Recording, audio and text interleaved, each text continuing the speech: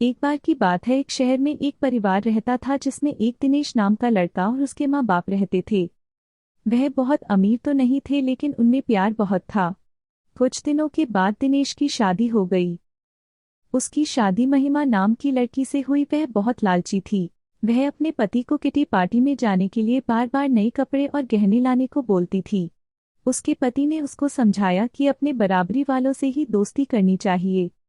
अगर तुम महीने में 10 बार किटी पार्टी में जाओगी तो तुमको हर बार नए कपड़े और गहने कौन दिलाएगा। लेकिन वह अपने पति से ही झगड़ा करना शुरू कर देती थी और बोलती थी कि अगर मैं नए कपड़े गहने पहनकर नहीं जाऊंगी तो मेरी सहेलियां मेरा मजाक उड़ाएंगी। तुम ज्यादा कमाने की तो सोचते नहीं, बल्कि मुझे ही रोकते रहते हो। इसके बाद वह अपनी सास के पास गई और बोली, माँ जी, आप मुझे अपने गहने दे दीजिए, मुझे किटी पार्टी में पहन कर जाना है।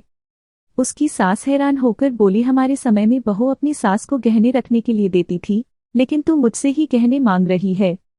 उसकी इन हरकतों से सारा परिवार दुखी था। एक दिन महिमा की सहेली सुहानी घर आई। उसने महिमा की सास से महिमा के बारे में पूछा। उनने बताया कि महिमा पार्टी में गई है। सुहानी ने महिमा की सास से पूछा, आप इतनी दुखी क्यों दिख रही है। तब उसने सारी बात बताई कि महिमा किस तरह बार बार नए गहने और कपड़े की डिमांड करती है और सारे पैसे इन पर ही खर्च कर देती है। वह सुहानी से पूछती है कि ज्यादा जरूरी क्या है, रोटी या ये दिखावा। सुहानी ने कहा कि जरूरी तो रोटी ही है, लेकिन महिमा को यह बात समझानी होगी। महिमा की सास ने पूछा, वह कैसे। इसके बाद सुहानी ने कहा, देखते जाइए। सुहानी ने अपने जितने भी गहने और नए कपड़े थे सब लाकर महिमा के घर रख दिए और उनका सारा राशन और फर्नीचर लेकर अपने घर चली गई। जब महिमा घर आई तो अपने अलमारी में नए गहने और कपड़े देखकर बहुत खुश हुई। इसके बाद वह अपनी सास से बोली, यह किसके है। तो उसकी सास बोली, यह सब तेरे है, तुझको अब जितना बदल कर पहनना है पहन ले।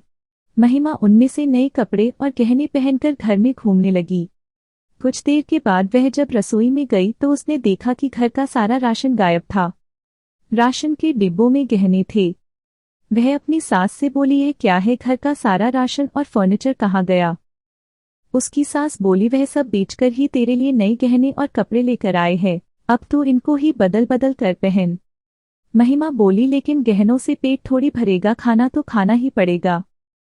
तभी महिमा की सहेली सुहानी भी आ गई। उसने कहा, जब पहले तुम्हारी सास ने तुमको समझाया तब तुम नहीं मानी, इसलिए हमने यह सब किया। अगर तुमको लगता है कि तुम्हारा पति पर्याप्त नहीं कमाता तो तुम खुद नौकरी क्यों नहीं करती।